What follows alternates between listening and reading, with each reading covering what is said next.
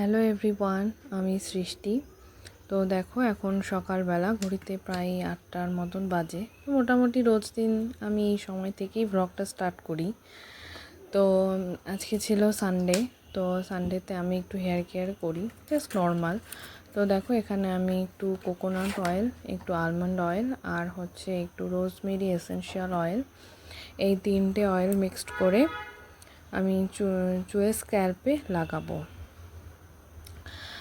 Post প্রেগনেন্সিতে আমার প্রচণ্ড পরিমাণে হেয়ার ফল হয়েছে।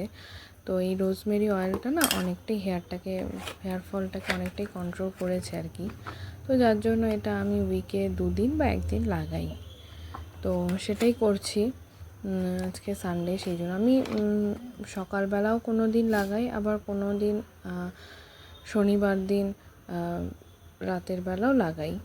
তো যখন যেরকম সময় পাই সেই হিসাবেই লাগাই আর কি। তো এখন চুলের স্ক্যাল্পে এটাকে লাগাবো, কিন্তু চুলে লাগাবো না। চুলে আমি সব সময় কোকোনাট অয়েলটা ইউজ করি একদম ছোটোবেলার থেকেই। তো চুলে আমি সবসময় কোকোনাট অয়েলই দিই, কিন্তু স্ক্যাল্পে এরকম নানান রকমের অয়েল মিক্স করে লাগাই। তো এখন আমার কাছে এই 3টে অয়েলই ছিল, তো সেটাই করলাম। আর সকালবেলা ঘুম থেকে উঠে আমি 1 গ্লাস গরম জল খাই, জাস্ট প্লেন নর্মাল ওয়াটার। আর যেহেতু আমার প্রেগনেন্সিতে থাইরয়েড ধরা পড়েছে, তো ডাক্তার বলেছে সেটা কন্টিনিউ করতে। তো এখন সেই থাইরয়েডের ওষুধটাই খাবো আর কি। আজকে রবিবার, তো ভাবছি ঘরটা একটু পরিষ্কার করে নেব, মানে এই খাটটা একটু মুছে নেব, ড্রেসিং টেবিলটা, আলনাটা, এগুলো একটু মোছামুছি করব। কারণ কি প্রচণ্ড পরিমাণে ধুলো পড়ে যায়। আর আমাদের যেহেতু বাড়ির সামনে দিয়ে গাড়ি চলে, তো খুব ধুলো পড়ে। তো সেই জন্য না মুছলে না ধুলো ধুলো হয়ে যায়। মোটামুটি সপ্তাহে 2-3 দিন মুছলেই যথেষ্ট। তো তো এখন দেখো, আমি বিছানাটা তুলবো। মশারিটা আমি সবসময় যেহেতু আমি করতে পারি না মশারি, তো সেই জন্য আমি বক্স কাট খুলে মশারিটা ঢুকিয়ে রাখি। কারণ মশারি ভাঁজ করতে আমার ভীষণ আলসেমি লাগে। সবথেকে বোরিং কাজ মনে হয় আমার এটাই লাগে, যে মশারিটা ভাঁজ করতে হবে।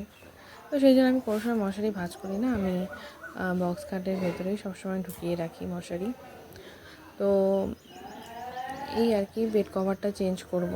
আমি তো সপ্তাহে 2 দিন করে বেড কভার চেঞ্জ করি, কোনো সময় 3 দিনও করি। আগে 2 দিন করতাম, এখন যেহেতু বাচ্চা আছে তো কোনো সময় 3 দিন, কোনো সময় 4 দিন করে নিই, যখন যেরকম পরিস্থিতি থাকে আর কি। তো এগুলো সব দিদিকে কাচতে দিয়ে দেব। আর ঘরের মধ্যে না একটু ঝুল পড়েছে, তো সেটাই এই যে পরিষ্কার করছি ঝুল দিয়ে। তো দেখো, আমার এক জানলা থেকে আরেক জানালার মধ্যে একটা দড়ির মতন টানানো আছে। তো এটা আমি রাখি এই কাঁথা টাথা মেলার জন্য। তো মেললে পরে না সেটার সঙ্গে সঙ্গে শুকিয়ে যায়।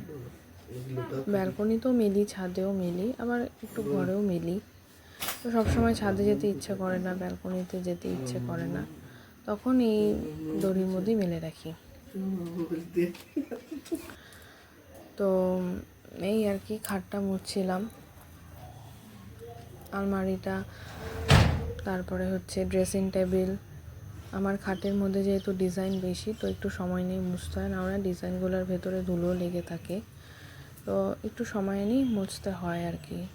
এগুলো আমি মুছি, এগুলো আমার ভালো লাগে করতে, তো এগুলো আমি করেই থাকি,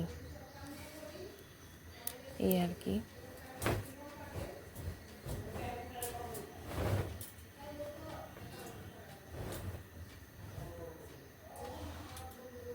তো এখন দেখো, একটা নতুন বেডশিট বের করেছি, সেটাই পাতলাম।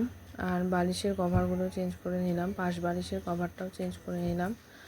আর আমার ছেলের জন্য বিছানাটাও করে রাখলাম। ও একবার আমাদের বিছানায়, একবার ওর ঠামির ঘরে, একবার আমাদের ড্রয়িং রুমে, মানে যখন যেখানে পারে ওকে আমরা শুয়ে রাখি। আর এখন তো একটু বড় হয়েছে, ও শুয়ে থাকতে বসে থাকতে খুব একটা বেশি চায় না, ওকে ও আকারে বসিয়ে রাখি, ও আকারেই খেলাধুলো করে আর কি। আর এই দেখো ড্রেসিং টেবিলটাও পরিষ্কার করে নিচ্ছি। এখানে আমার মানে ডেইলি এসেনশিয়ালস যা যা আছে সব কিছুই থাকে। ক্লিনজার, তারপরে toner, serums, moisturiser, sunscreen, body oil, body cream, সমস্ত কিছু, পারফিউম যা যা দরকার আর কি ডেইলির জন্য। তো সব কিছুই আমি ড্রেসিং টেবিলেই রাখি। আর বাকি সব কিছু আমার নিচে এই ড্রয়ারগুলো দেখতে পাচ্ছ, এই ড্রয়ারগুলোর মধ্যেই থাকে। তো আজকে আমার বোন এসেছে, তো ভাবছি আজকে একটু কোথাও একটু বেরোবো। তো আমার হাজব্যান্ড বললো যে আমাদের বাড়ির সামনে থেকে ভুটানটা কাছে, তো আজকে একটু ভুটানে দিকে যাওয়ার ইচ্ছা আছে ছিল আর কি। তো তারপরে আমরা ভুটানের দিকে জন্য রওনা হতে হতে অনেকটা দেরি হয়ে গেছে, 4টা বেজে গেছে। আমরা জয়গাঁও হয়ে গিয়েছিলাম। তো যেহেতু আমরা ফালাকাটায় থাকি, তো দেখো এখানে এই যে এটা হচ্ছে জলদাপাড়া ন্যাশনাল পার্ক। এটা পুরোটাই জলদাপাড়া এরিয়া।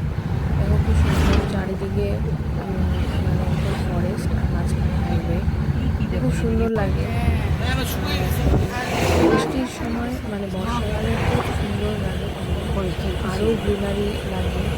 আর মনে হয় যেন একদম ফরেস্টটা একদম তোমার দিকে তো ধেয়ে আসছে, তো খুব সুন্দর লাগে।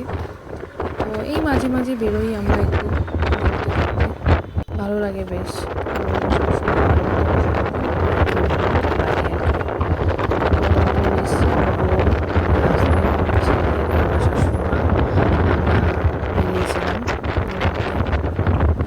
ভুটানে গিয়ে কিছুই দেখতে পারিনি, কারণ কি অনেকটা রাত হয়ে গেছে। অনেকটা না, মানে ধর 6:30-7টার মতন বেজে গেছে। তো তখন না ব্রিজ দেখতে পেরেছি, না বুদ্ধ মন্দিরে যেতে পেরেছি। জাস্ট ভুটানের গেটটা পার করে যখন এসেছি, সেখানে জাস্ট টাউনটা হালকা ঘুরে চলে এসেছি। দেখো চারিদিকে কত চা বাগান, এগুলো নর্থ বেঙ্গলে ভালোই দেখা যায়, খুব সুন্দর লাগে। আর এটা দেখো জয়গাঁর মেইন বাজারটা, এখান থেকেই তো ভুটানের পার্কটা দেখা যায়। আর এই যে এটা ভুটানে চলে এসেছি আমরা সিকিউরিটি চেক করে। তো এইটা হচ্ছে ভুটানের টাউনটা, বেশ সুন্দর, খুবই সুন্দর, খুব ক্লিন। ভুটান তো জানোই ভীষণ ক্লিন। আর এটা একটা সবুজের দোকান, আমরা কিছু কিনিনি। আর এই ভুটানের রাস্তা দিয়ে আমি হাঁটছি, পিছনে আমার বোন। তো চলো আজকে ভিডিও